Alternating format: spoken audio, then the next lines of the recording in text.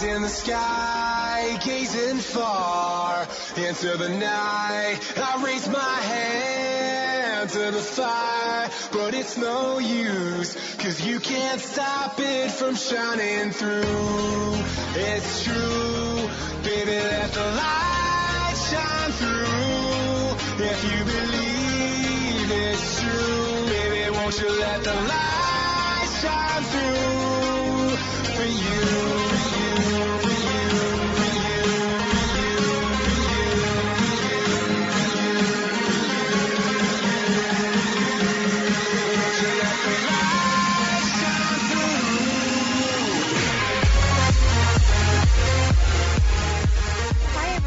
Welcome to Deception Detection Radio. I'm Kay.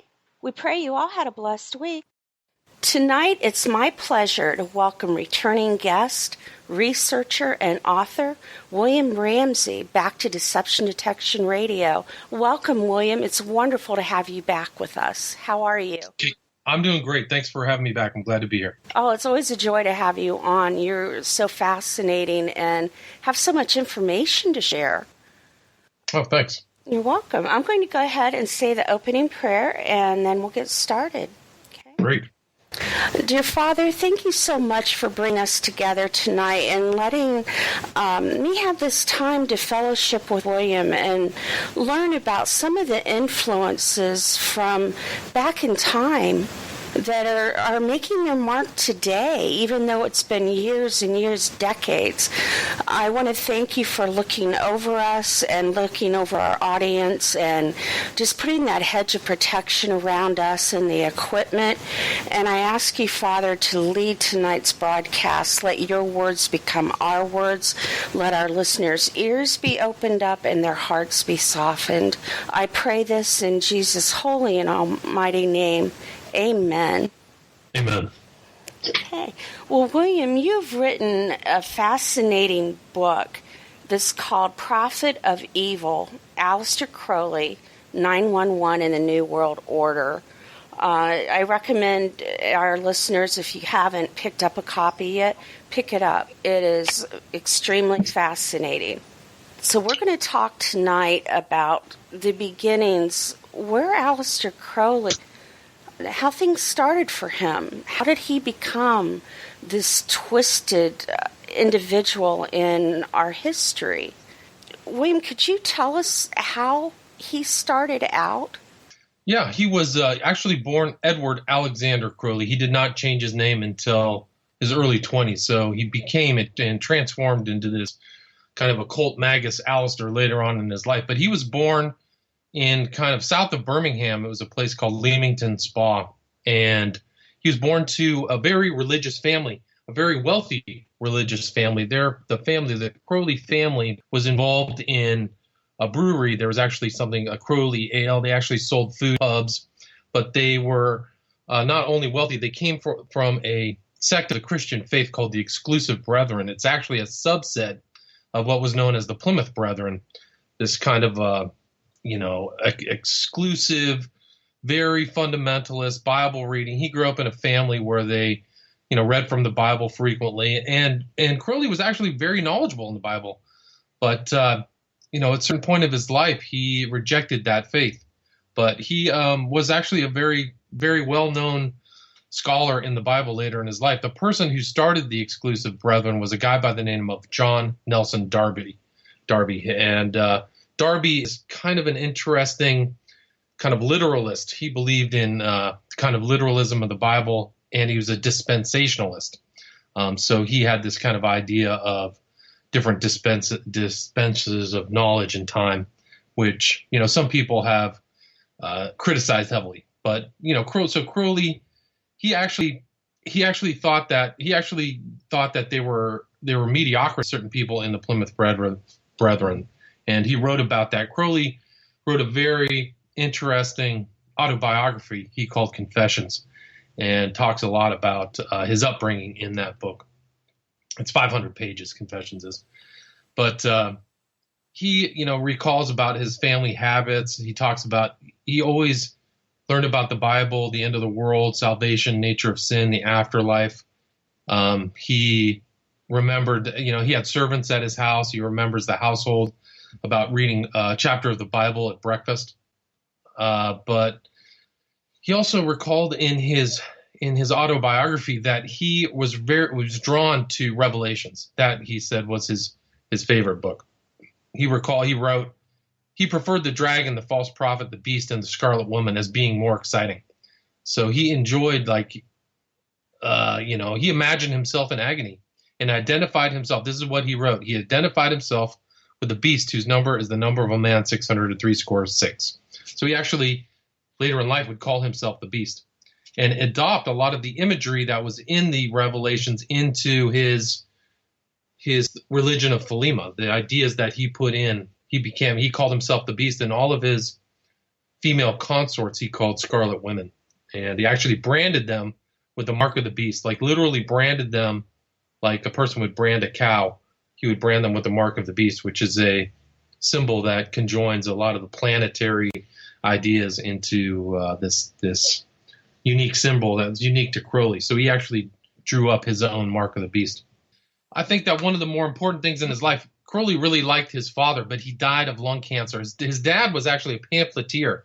He would travel around and hand out religious pamphlets to people and try to, evangelize the gospel, but also transform people's lives. And Crowley would go with him. The young Edward Crowley would go with his dad, but his dad died of tongue cancer. And he became kind of the steward of his uncle and mother. And, he became more rebellious, and his mother actually called him the Antichrist. And, he said that was when he really turned. He called his mother, he said, her powerful natural instincts were suppressed by religion to the point that she became, after her husband's death, his father's death, a brainless bigot of the most narrow, illogical, and inhuman type. So that was really his fall away from grace. And Crowley sensed in himself that he wanted to be, this kind of make his mark. And one of the more interesting statements that he's made is the following. He said, "Indeed, my falling away from grace was not occasioned by any intellectual qualms. I accepted the theology of the Plymouth Brethren. In fact, I could hardly conceive of the existence of people who might doubt it. I simply went over to Satan's side, and to this hour I cannot tell why. I was not content to believe in a personal devil and serve him in the ordinary sense of the word. I wanted to get a hold of him personally and become his chief of staff." And so, I think that's a very telling statement by Crowley for a variety of reasons. One, it showed that he actually acknowledged that, what was in the Bible and what he was taught was true. He just became a devil worshiper, and that really instructs anybody who asks whether Crowley was a Satanist, because that's a common question that pops up, is like, was he really a devil worshiper? And I think later in life he used more blinds, he used more statements that were less conclusive or less obvious. But I think that when he says I want to have a personal devil and his chief of staff, I think that's very telling, out of his own writing. So that was really kind of his upbringing. He was a child of wealth, and went to private schools, what we would consider private school. They call them public schools in England, but the best kind of pre-college schools you can imagine. He went around to all these other places, Ebor School, Tonbridge, these places that are very well known. But he also, at those places, he endured, real brutal bullying and cruelty from his fellow students and the teachers. And I think that also, informed his early life of how he became kind of a non-conformist from his experiences in those schools. And, there really writes about him how terrifying they were. He actually almost got sick and died at one of these schools. But he writes about killing a cat when he was young, so it shows kind of his kind of objective lack of sympathy for animals, I think. And that was kind of the way that he had towards other people, was really a non-empathetic type of person. He said, I'd been told a cat had 9 lives. And so he says, I wanted to do all these things. He caught a cat having administered a larger dose of arsenic. I chloroformed it, hanged it above the gas jet, stabbed it, cut its throat, smashed its skull, and when it had been pretty thoroughly burned, drowned it and threw it out of the window that the fall might remove the ninth life. In fact, the operation was successful. I'd killed the cat. I remember that all the time I was generally sorry for the animal. I simply forced myself to carry out the experiment in the interest of pure science.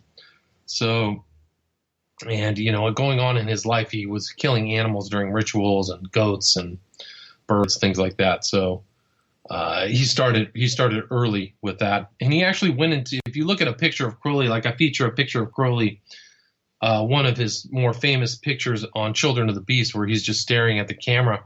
But you can see on his face he has pockmarks because he actually went into a coma after blowing up a 10-pound jar full of 2 pounds of gunpowder. All of this shrapnel, I guess, or rocks went into his face. And you can tell from his face that he still has those scars. So, and early in life, he basically, had the life of a kind of a country gentleman, or I guess I wouldn't think he was much of a gentleman, but he had private tutoring after he got out of these public schools and took up an interest in chess and mountaineering. So he became kind of an avid rock climber and was able to, because of his wealth, was able to travel all throughout England and Europe. He would go to the Swiss Alps and do difficult climbs like that. And that was before he ended up going to Cambridge to go to school. So that was kind of his growing up in his teen years. He seemed to, as you said, that he wanted to be Satan's right-hand person, but he seemed to identify so much with him. And in his writings, I picked up that he truly wanted to become Satan himself. Am I correct in that? From my writings, I didn't feel like that was it. I think that he was always saw himself as this prophet of the new aeon. It's something that he developed later on in life as this kind of prophet of Awas, this entity that he encountered in Egypt. So I didn't feel like, perhaps his ideas were he and Satan were one. I'd heard that at least with L. Ron Hubbard. His son said L. Ron Hubbard was one with Satan.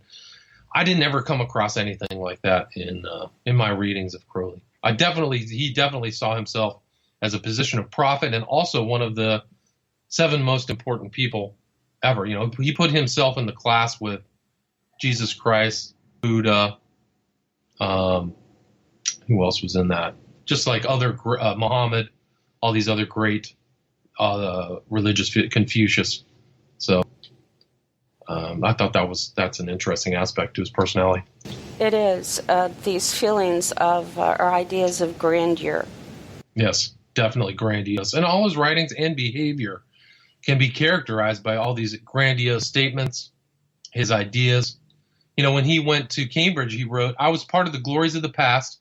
I made a firm resolution to be one of the glories of the future." So he definitely was aggressive in his kind of personal life to make his mark. And you kind of see him always wanting to make his mark, whether the people he was with, the things that he did, the public rituals that he made, whether they were in London or New York. And I think that is definitely, and he identified, one of the people that he identified was this guy, Richard Burton, who was a really well-known adventurer in the 19th century.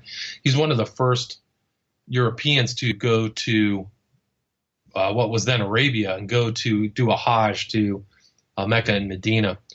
And he was translating all these novels. He was a kind of sexual libertine as well, Burton was. And this was a guy who Crowley identified and wrote when he wrote his autobiography. One of the people that he identified with was Richard Burton, this adventurer who wrote books and was kind of dashing, swashbuckling type. And I think that's an interesting, dedication to the people. He actually dedicated it to Richard Burton. Another one was a famous mountain climber who he would do climbs with. And then another one was this guy, the climber's name was Oscar Eckenstein. And then the other was Alan Bennett, who was his kind of spiritual, this kind of Buddhist who he became friends with when he was young. When he attended Trinity College at Cambridge, there were other British luminaries that had attended there. And this seemed to accelerate Crowley's image of himself because he was attending the same school that they had went to.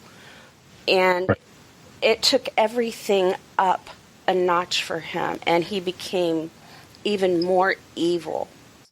Yeah, I think so. I mean, I think you can see this kind of fevered egotism with Crowley, that he was really interested in his own self-perfection over everything else. And also that he saw himself as a privileged member of the upper class in a very class-conscious country at really its apex of global power. So he was a member of this British Empire whose potency and influence spanned the world. And here he was, this kind of wealthy scion who was well educated and also had a lot of natural intelligence. So I do think that his time at Cambridge was really this kind of springboard that really defined him and his life after he left.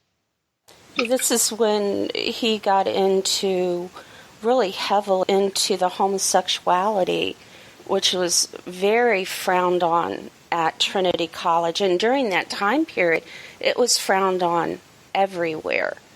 Correct. And this is when he actually stepped that up and seemed to care. I mean, he did his own thing without fearing of what others would think or do.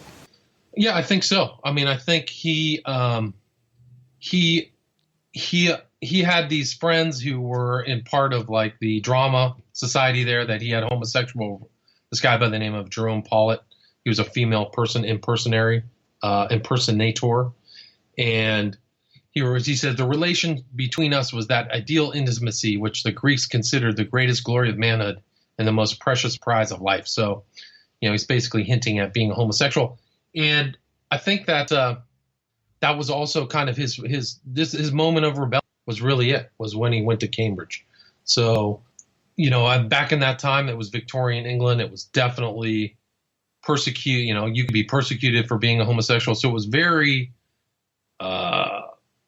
scandalous. And it shows that the risks he would take. There was, Oscar Wilde had been prosecuted for, his homosexual leanings or something associated with that. So, this was known to Crowley, and it wasn't like it is today, where, you can basically have no criminal penalties for saying you're homosexual. Mm-hmm. One of the things, too, that I found interesting when he attended Trinity was the fact that they had a requirement that all the students there would attend religious instruction, and he actually refused to do that. How did he get away with that without actually getting expelled from the school? Well, that's a good question. I think that the environment there was a very laissez-faire environment where you could kind of do anything you want. Even Crowley himself said that he didn't go to certain classes or certain things he was supposed to, but he would always study. He would study late into the night. So he would just study what he wanted. And he left without a degree. And he thought that the reason why he didn't left without a degree was kind of like his arrogance and egotism, is that he was above it all, that he didn't consider it important. And he did that in kind of tip of the hat to other people who had left Trinity College, other poets who had left without a degree, people like Byron, Shelley, Tennyson, these romantic poets that he identified with. So, he said, "It has been better so. I have accepted no honor from her. She has had much from me," which is a pretty pompous statement by Crowley. So I think the times back then were a lot different. And, like he was a son of privilege. So for him, he always knew that, at least until later in his life, that he would always have the financial resources of his family to, rely upon. And he had started to follow Helena-Blavatsky. Could you tell our listeners who she was and exactly the impact and what it really encouraged Crowley to get into, and how he started with the magic?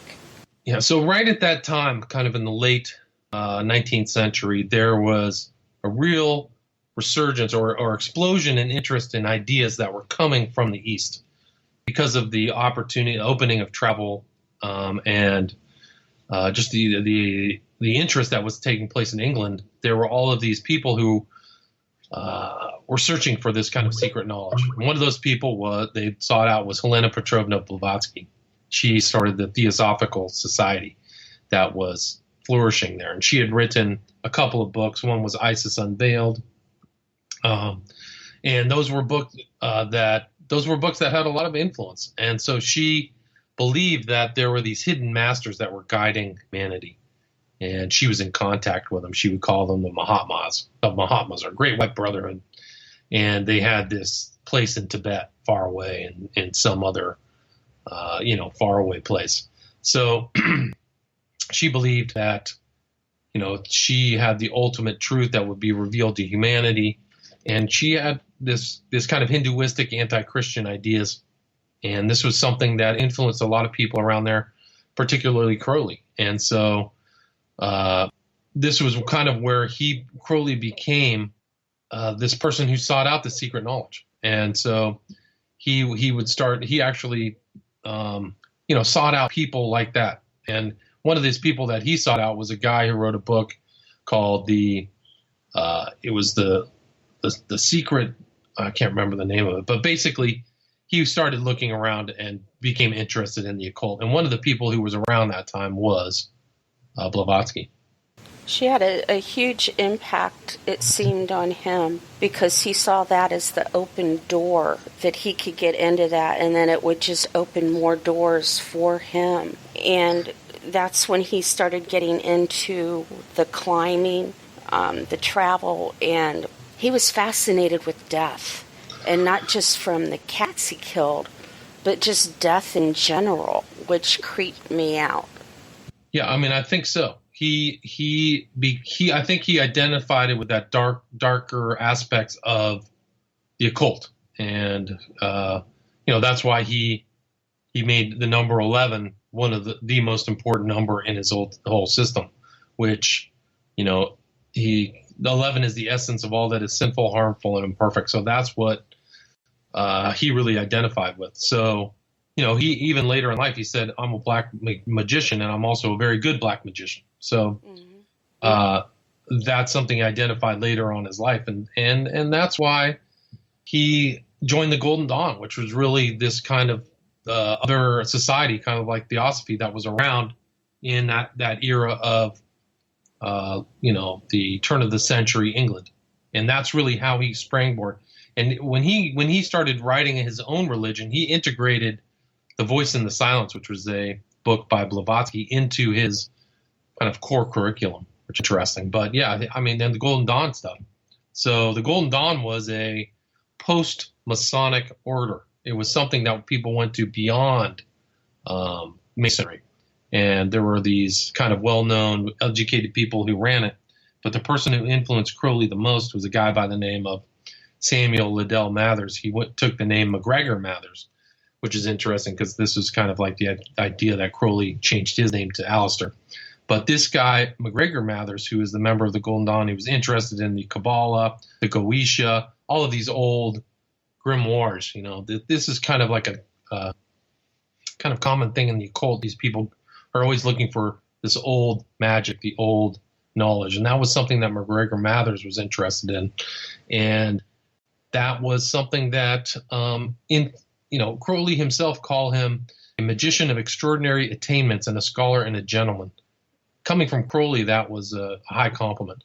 But this was somebody who and McGregor Mathers would wear these ridiculous clothing, this clothing that was the magical clothing, but also clothing of the Scottish, took on this kind of Scottish Highland demeanor. And this was also something, this kind of cartoonish dress up stuff that McGregor Mathers did, Crowley would do as well.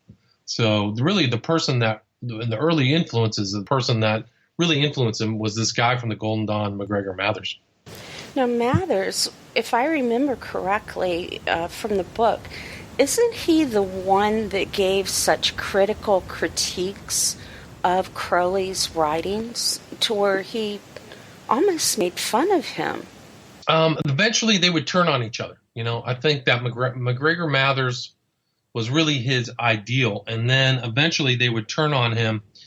One of the people that who was in the Golden Dawn who thought Crowley was dangerous was a guy by the name of Yeats, this famous poet, and that was the person who really kind of ridiculed Crowley. He actually tried to keep him out of going up into the Golden Dawn because he thought that Crowley was dangerous.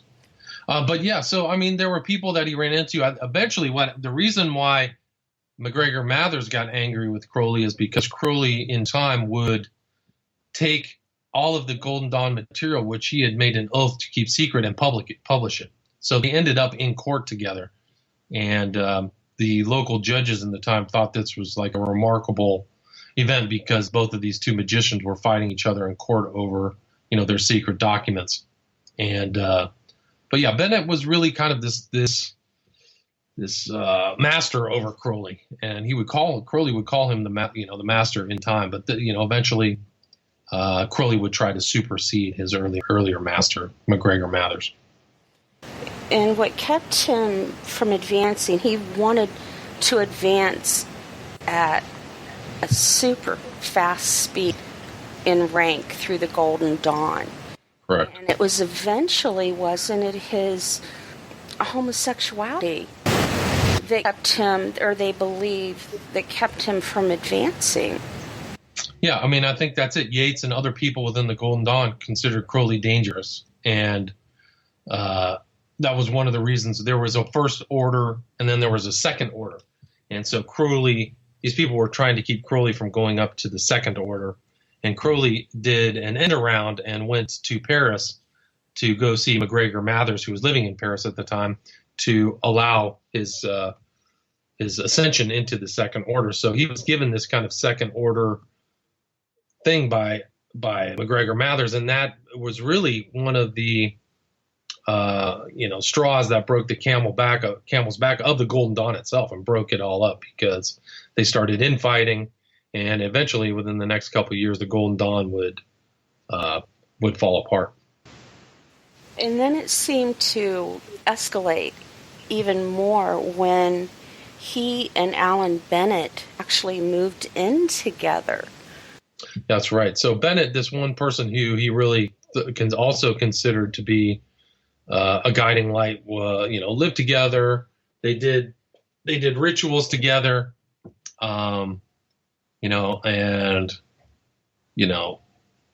Bennett said some interesting things to Crowley when Crowley was getting involved in the Goetia, this book that supposedly goes all the way back to, the son of David, goes all the way back to ancient Greek, ancient Israel.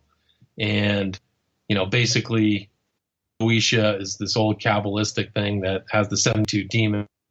And Bennett himself said, "Oh, you've been playing with the Goetia." So he really was, concerned about Crowley's interest in the darker side of magic. Yeah, he'd even, I believe, purchased or rented a place that had the 2 rooms that were just dedicated to his debauchery and the magic and the devil worship. Yeah, he wrote about it. He said that he had one of these rooms he called the Black Temple. He had a human skeleton, which from time to time with blood, small birds, and the like. The idea was to give it life, but it never got further than causing the bones to be covered with a viscous slime. So, he was definitely trying to this effort to reanimate a skeleton, which was, a failure. But so they were together. They said there were strange occurrences there. Crowley said that devils trampled around his big library, and he described 316 of them. Awesome and ghastly experience I had known. So, they believe that they're raising spirits, Crowley thought. So, and this is with Bennett in this room that they had together in, I think it was 1899 or 1898. But, so it was through kind of Bennett and McGregor Mathers and the Golden Dawn that Crowley really learned his stuff and really tried to invoke these demons and have a contact with these demons. And that's how Crowley made it up to the far north of Scotland to his Boleskine Manor, which is where he wanted to practice or do the book of sacred magic of Abramelin the Mage, which was, this way to have control over this 316 servitors of the earth, the four great princes of evil of the world.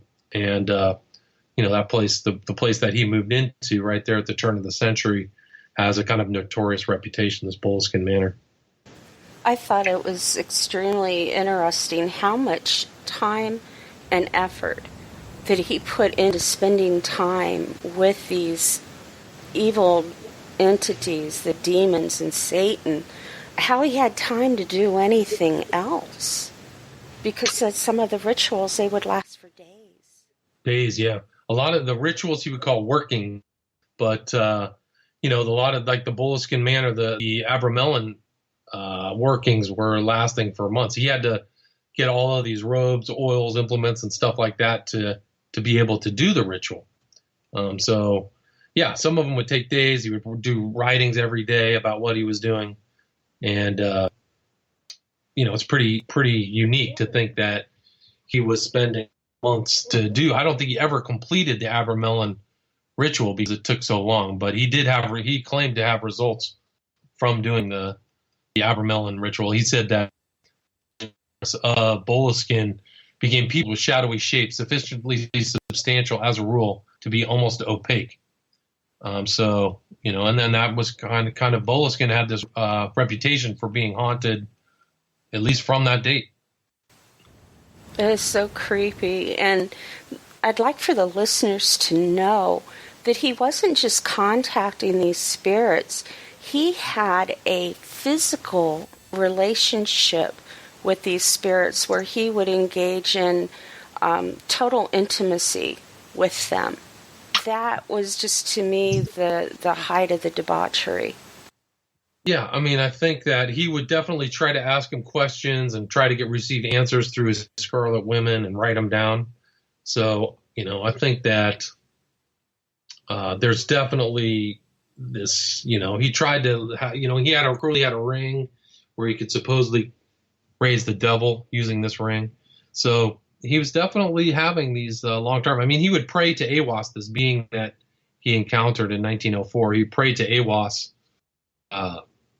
from 1904 to the rest of his life in 1947. That was kind of his chief entity. And then from there, he went on. Could you tell everyone how he ended up meeting his wife? Right. So he ended up meeting his wife. He was actually in northern Scotland he knew somebody by the name of Gerald Kelly. And Gerald Kelly was kind of a fellow artist, kind of like him, somebody who actually went on to be the head of the Royal Society, a very, prestigious position. The Royal Society was, something to aspire to. But Gerald Kelly became his lifelong friend.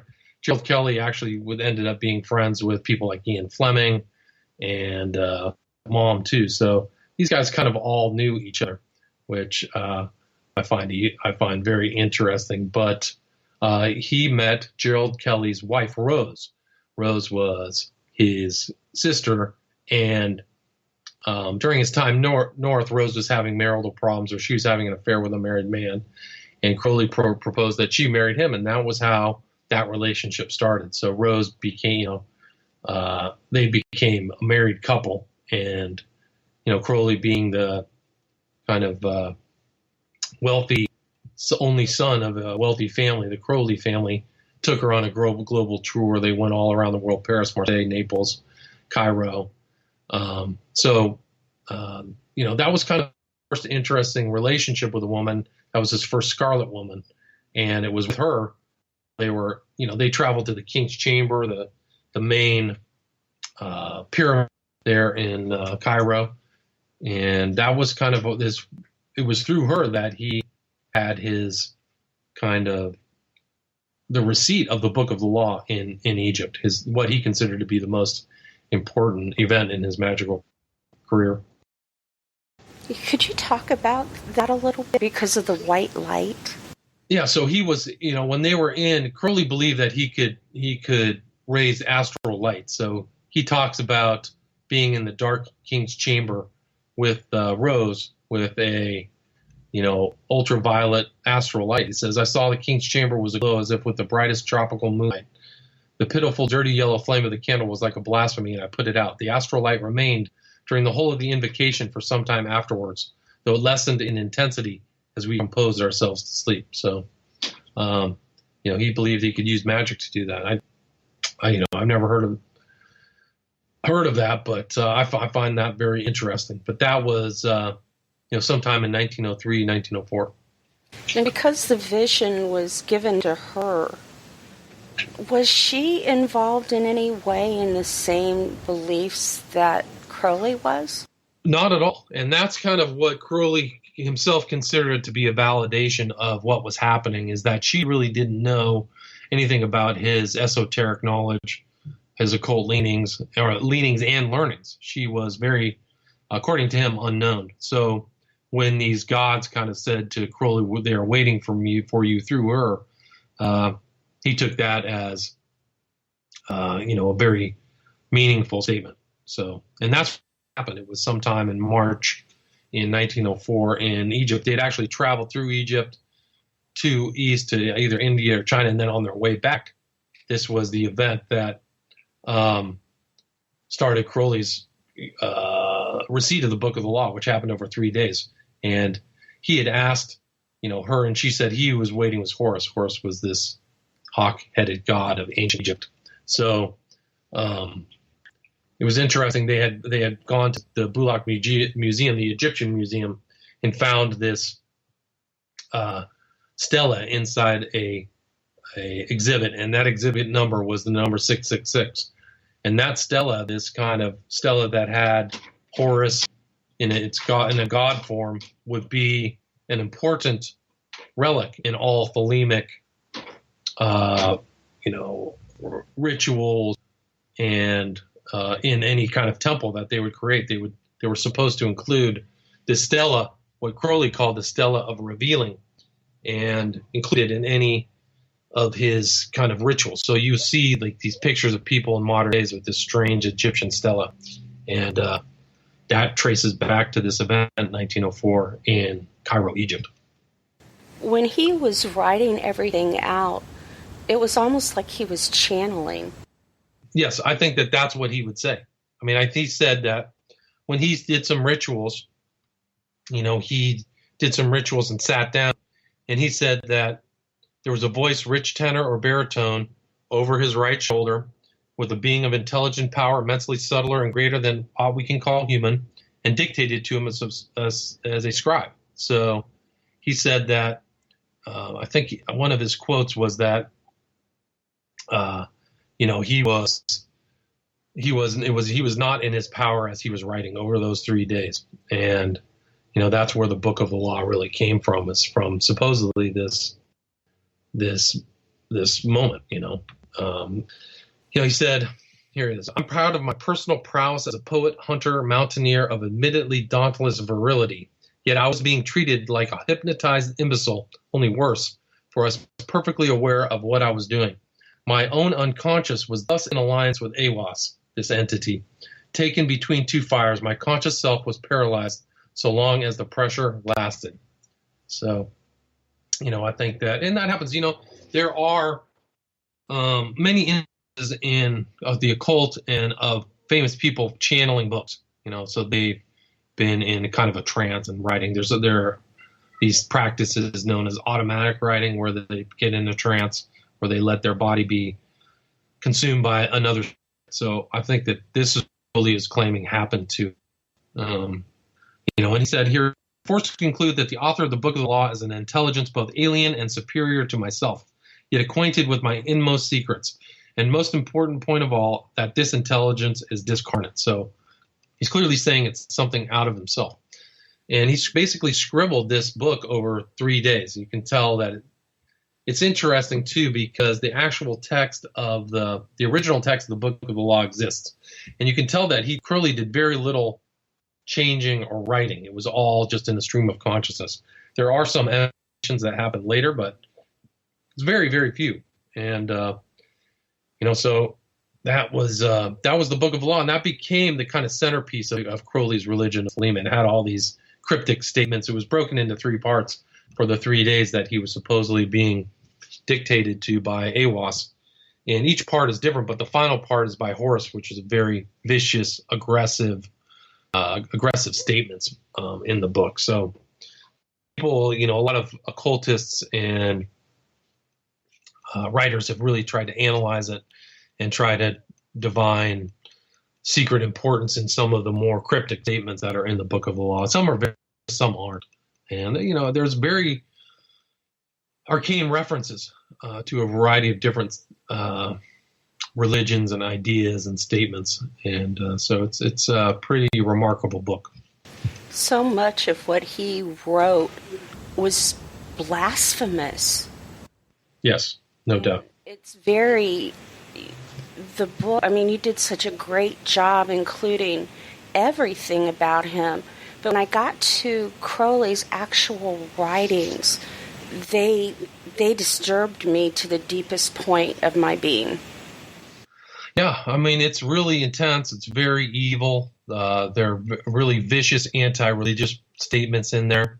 I'll talk a lot about blood drinking, vengeance, worship me with fire and blood, worship me with swords and spears, sacrifice cattle, little and big, after a child. So there's all these references to blood drinking, killing, all kinds of different rituals that are still in practice by people who follow Thelema or follow Crowley's religion.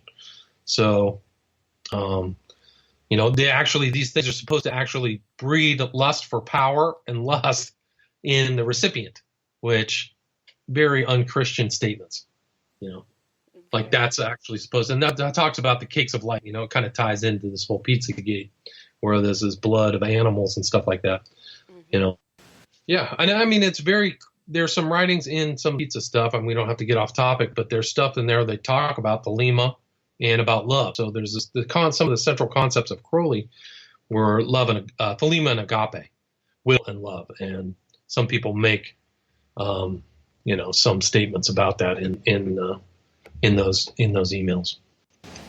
He had a very close relationship with the dark side. And the people that came in and out of his life, his wife and Bennett, he didn't seem to appreciate his relationship with them as much as he did with the dark side, because with his wife, he just picked up and went anywhere he wanted, anytime he wanted, for years at a time. His relationship with people was disloyal, and he would turn on them. And it's actually, I think that was kind of the doctrines in his religion actually led him to do that. The idea of do what you want. And I think that played out in his thing. He abandoned people who'd been with him before. Rose Kelly, who we talked about, went insane. She ended up in a mental asylum. Their daughter passed away under mysterious circumstances. Another woman who he was with, Hersig, he abandoned on the streets of France or Paris for prostitute. She became a prostitute. He broke the jaw of the eye socket of another woman later in his life. So you'll see this as a common theme through his life, is the wreckage, madness, and destitution of people he's left in his wake. Mm-hmm. To me, it almost seemed that he would push people away and become violent with them to protect himself, so that they wouldn't learn as much about him and be able to really get the word out. Well, that's interesting. I think that even if you look at some of his more intimate followers, people who followed Crowley, they didn't last. They only lasted about 3 or 4 years, and then they would kind of blow out. Whether it's Kenneth Grant, people like Israel Regardie, who kind of wrote a lot of books about Crowley, J.F.C. Fuller, who went to Hitler's birthday. These guys all kind of learned of Crowley, and then they would start fighting against each other, and they would move on. So I do think that that's an important aspect of Crowley's personality to recognize, is his really not his kind of disloyal relationship to both his Scarlet Women and his followers. Yeah, it's an inability to make a commitment. It was his only prime commitment and true commitment was to the dark side. Well, I would agree with that. And that's another relationship with his children. His children really never saw him. A lot of them, some of them changed their names. And, he just abandoned them. He had 5 kids that you never hear about him spending time with his kids ever. Like we went on a vacation together, never. Yeah, the only time that he was with his children was when he was in Sicily, when he was in his Abbey of Thelema. And even that was probably a nightmare for the kids because he allowed them to smoke and partake in rituals. A really awful experience, probably. And you never really hear much about them. You don't. There was one of the refugees, one of the women who survived, one of the young kids who survived the Abbey of Thelema, actually came to the States and ended up in Northern California in Berkeley. And she just passed away recently. She lived a very long life, but within the last couple of years, she passed away. So she was a direct connection to Aleister Crowley. I don't think she talked much about her experience, if she could remember it, at the Abbey of Thelema. Yeah, I don't think that's something that I think I'd try to bury it. Yeah, I mean, the stories that came out of the Abbey were really the story there. So I'm not surprised that a lot of people just, when they had their relationship with Crowley, they just forgot about it or didn't mention it. And with Crowley being so cold and hard with people, he had planned a mountain expedition. He loved to mountain climb. And there were people that refused to go on that climb. Could you talk about that, please? Yeah, he had been traveling with this guy, Oscar Eckenstein. They tried to reach the top of Kanchenjunga in 1905. And there was another Himalayan adventure that took place where a bunch of French guys were trying to travel, and they invited Crowley to partake in this group. They were trying to get to Kanchenjunga, but that was the third highest peak in the world, and Crowley was with them. But the other French guys, this guy Guillermo, called it Crowley's brutal treatment of the servants. So he was whipping them and having trouble. He denied any involvement, but the other members of the party were horrified by Crowley, and then an avalanche that took place, and some of the climbers were dislodged and buried in the snow. 4 members of the expedition died, but while they were crying for help, Crowley just stayed in his tent and really didn't trouble himself to help at all, but just assisted in the burial of the 4 dead people. So that earned him, in that community of the mountain climbers, it earned him a really horrible relationship, and he was never invited to any future mountain climbing expeditions in the future. It was from after coming back from that ill-fated attempt that Crowley wrote to Gerald Kelly, the brother of his former wife, and said, "I hell with Christianity, rationalism, Buddhism, all the lumber of the centuries. I bring you positive and primeval fact, magic by name. And with this, I will build me heaven and the new earth. I want none of your faintable or faintest disrespect. I want blasphemy, murder, rape, revolution, anything bad or good but strong." So this is when Crowley is 30 years old, and he still was kind of building up his kind of magical career. It was just kind of started. Mm-hmm. And his wife eventually, she lost her mind also, didn't she?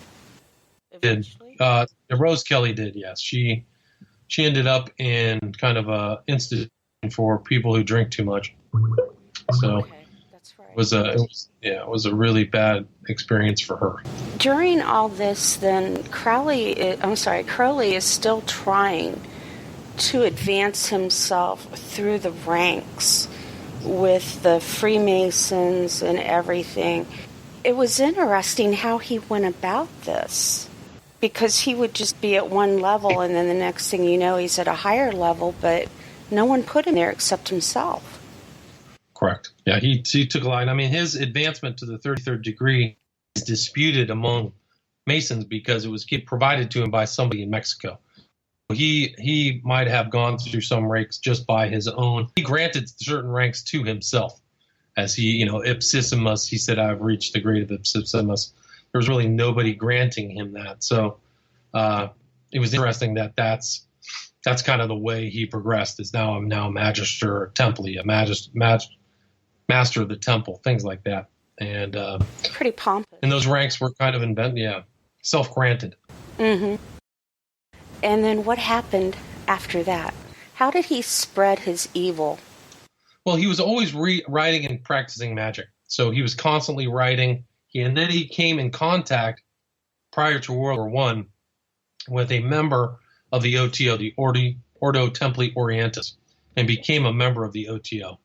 And they came to reach him because he was doing experiments in magic tinged with sexual practices. And so that's how he became an OTO. And he also started his own religion called the AA, Argem Argentum, which was a practices of magic you could do by yourself.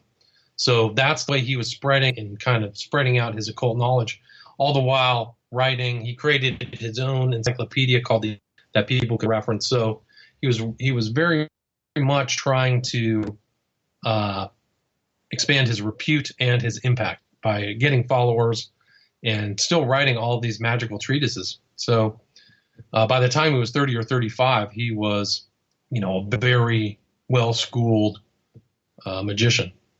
His name got spread far and wide, and those were in the days that we didn't have the communications or the things that we have now. So for him to be well known in those days, he had to be extremely evil. How do you think that his name got to be so well known? Well, that's a good question. I think that during his writings, he really reached out to people in his class, and he was always traveling to centers where elites were, whether it was London or Paris. And, Somerset Maugham wrote a book called The Magician that was a kind of talked about Crowley. It was a reference. Crowley was the main reference. So, these names and people, he was out, and I think he wanted to have some type of reputation. Not exactly the worst reputation, but he was always looking for followers. So I think by the time he was done in Sicily around 1923, he was extremely well known. By the time he was 15, everybody, the writings about Crowley, there were warnings about Crowley, and he had the reputation, for better or worse, that he wanted. So I think that the fact that he became the head of these secret orders, and that he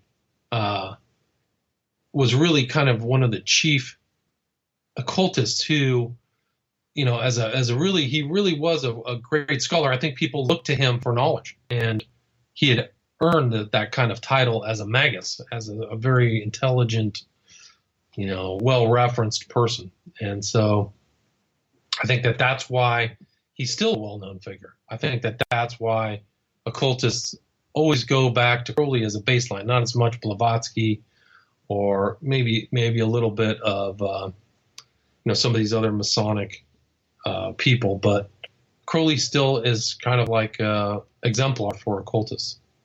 Where did his saying, "Doest thou wilt, and so above, or as above, so below," where did he come up with those?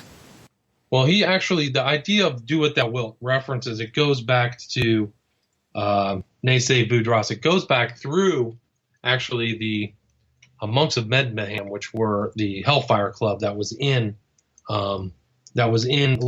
That was the Hell Club was something that Benjamin Franklin was involved in, and they say Boudras, "do what thou wilt," goes back to before that, and to the playwright Rabelais, who in the play Gargantua described an ideal community and called it the Leam. So, and whose governing them was Thésée Kay Boudras. So, "do what thou wilt" was an idea that Crowley incorporated into, his religion of having no restrictions.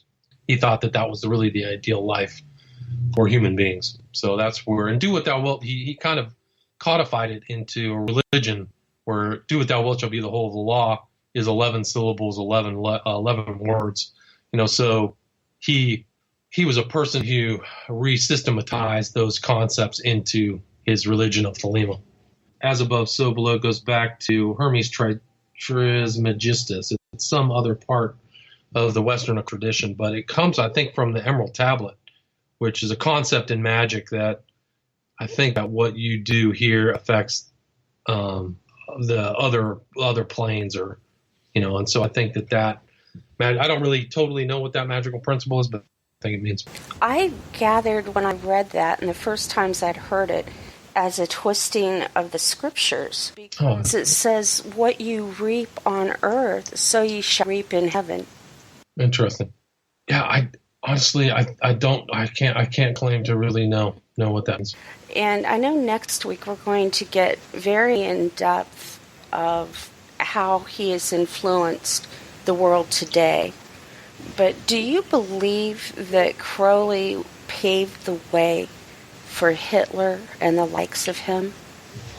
I think that he influenced Hitler. I suspect that Hitler knew some of the stuff. Crowley was in Germany in and out of Germany from 1930 to 1933, right as the Nazis were ascending. And the doctrines, and I write about them, the similarity in Crowley and Hitler's doctrines, and the fact that Hitler was very well known or acquainted, and so was Hitler, with magical grimoires. The OTO came out of Germany.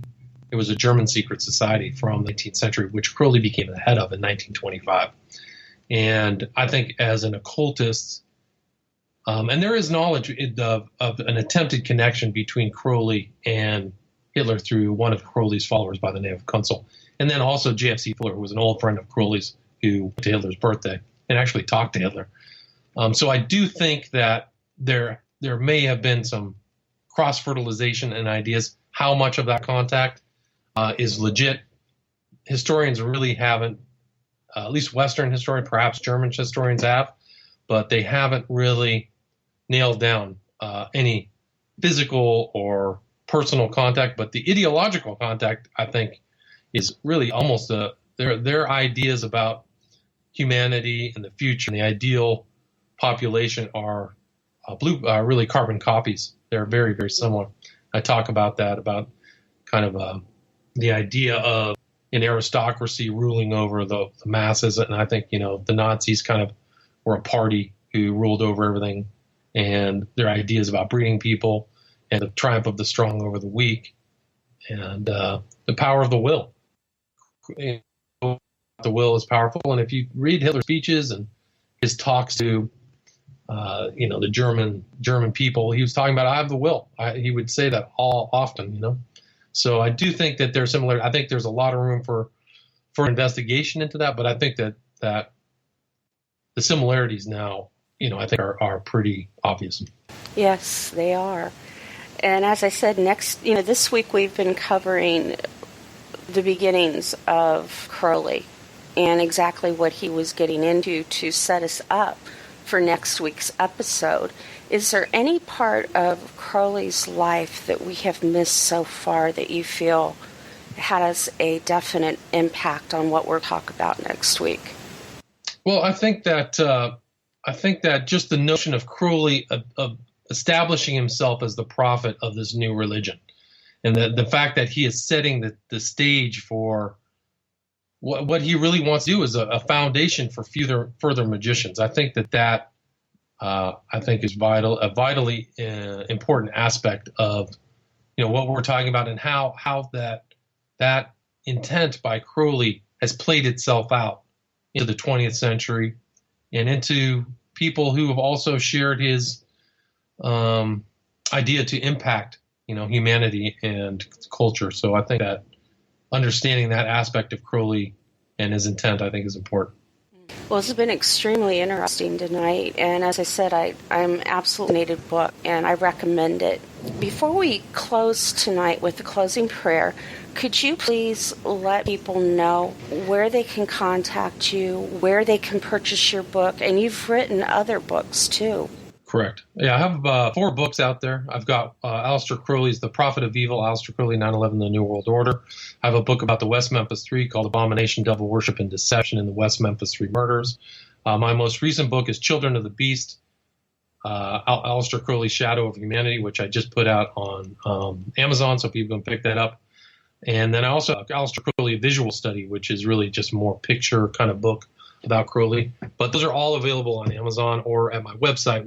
And you have an awesome YouTube channel, too, by the same name called Investigations. It's true. So you can find me at William Ramsey Investigator or Occult Investigations. I have tons of videos about Crowley, about kind of modern occultism, about the West Memphis 3.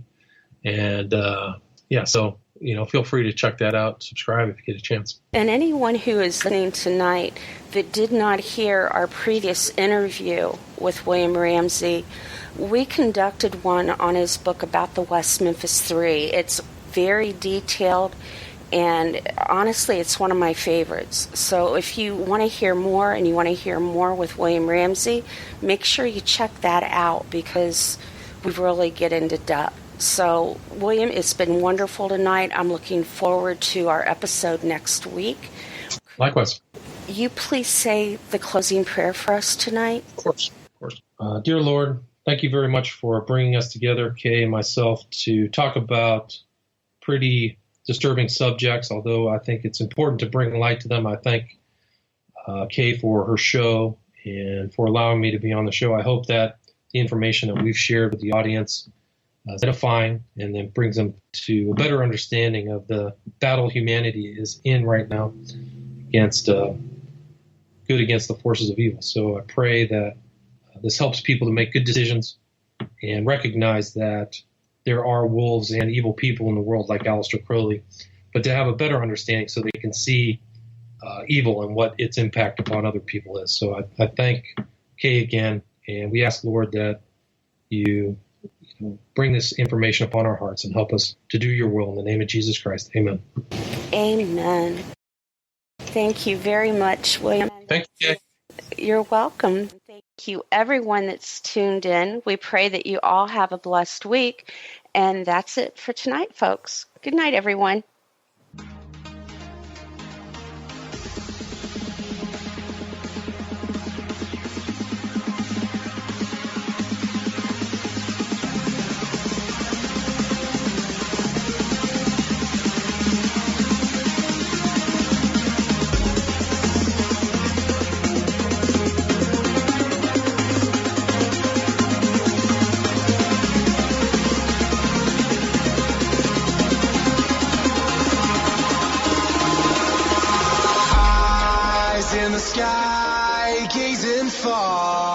Into the night, I raise my hand to the fire, but it's no use, 'cause you can't stop it from shining through. It's true, baby, let the light